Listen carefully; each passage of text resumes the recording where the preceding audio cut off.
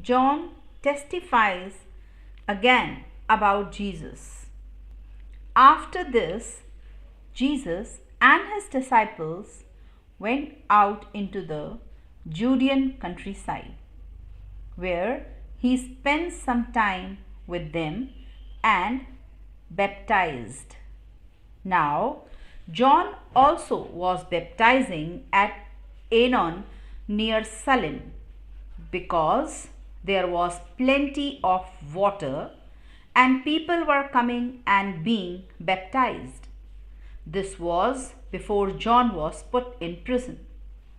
An argument developed between some of John's disciples and a certain Jew over the matter of ceremonial washing.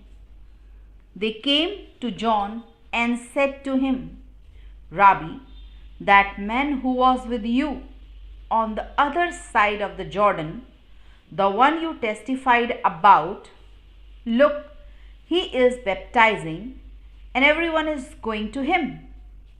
To this, John replied, a person can receive only what is given them from heaven.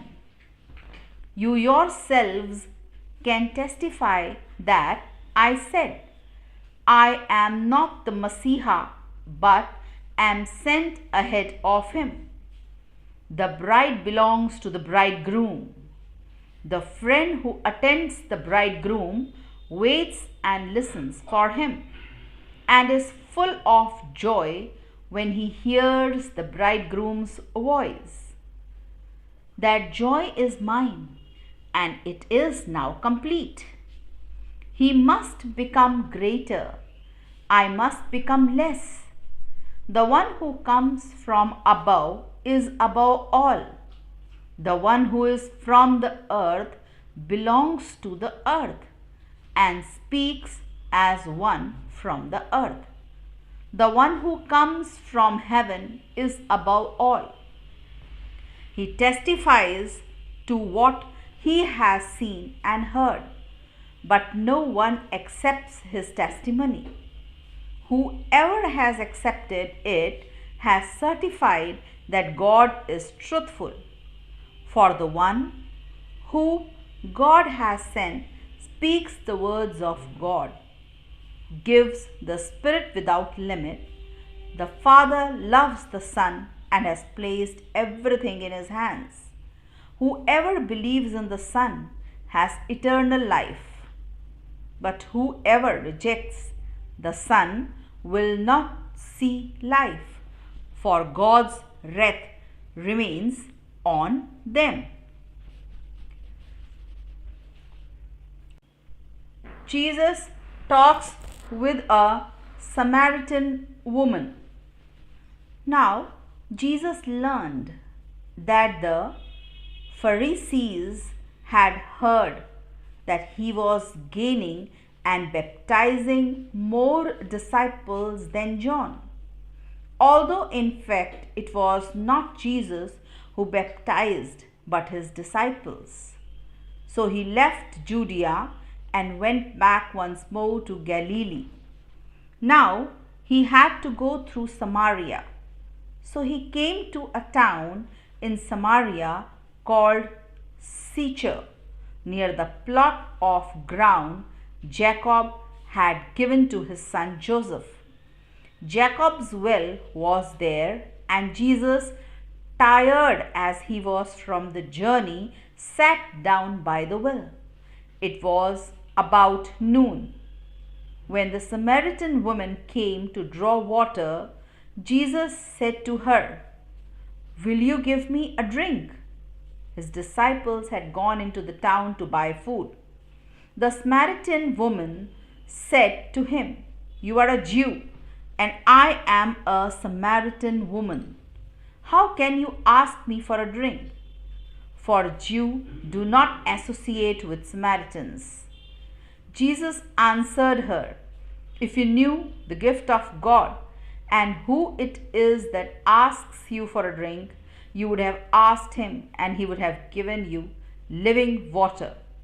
"Sir," the woman said, "you have nothing to draw with, and the well is deep. Where can you get this living water? Are you greater than our father Jacob, who gave us the well and drank from it himself, as did also his son and his livestock?" Jesus answered, "Everyone who drinks this water will be thirsty again, but whoever drinks the water I give them will never thirst. Indeed, the water I give them will become in them a spring of water welling up to eternal life." The woman said to him, "Sir, give me this water so that I won't get thirsty and have to keep coming here to draw water." He told her, "Go, call your husband and come back." "I have no husband," she replied. Jesus said to her, "You are right when you say you have no husband. The fact is that you have had 5 husbands, and the man you now have is not your husband. What you have just said is quite true." "Sir," the woman said, "I can see that you are a prophet. Our ancestors worshipped on this mountain, but you Jews claim that the place where we must worship is in Jerusalem."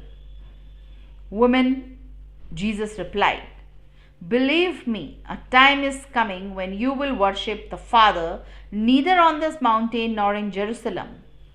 You Samaritans worship what you do not know. We worship what we do know, for salvation is from the Jews. Yet a time is coming and has now come when the true worshippers will worship the Father in the Spirit and in truth, for they are the kind of worshippers the Father seeks. God is Spirit, and his worshippers must worship in the Spirit and in truth." The woman said, "I know that Messiah, called Christ, is coming.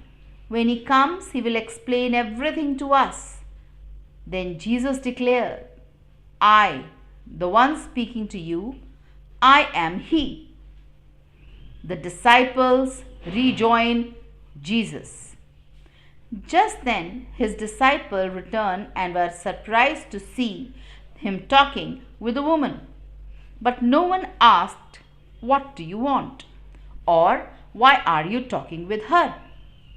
Then, leaving her water jar, the woman went back to the town and said to the people, "Come, see a man who told me everything I ever did. Could this be the Messiah?" They came out of the town and made their way towards him.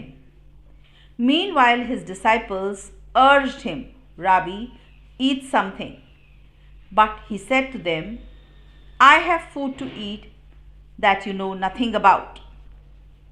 Then his disciples said to each other, "Could someone have brought him food?"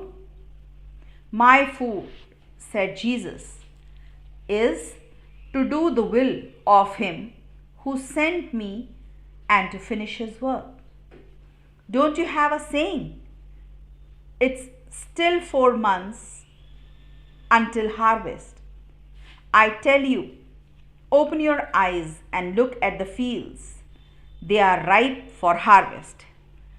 Even now, the one who reaps draws a wage and harvests a crop for eternal life, so that the sower and the reaper may be glad together. Thus, the saying, 'One sows and another reaps,' is true. I sent you to reap what you have not worked for. Others have done the hard work, and you have reaped the benefits of their labor."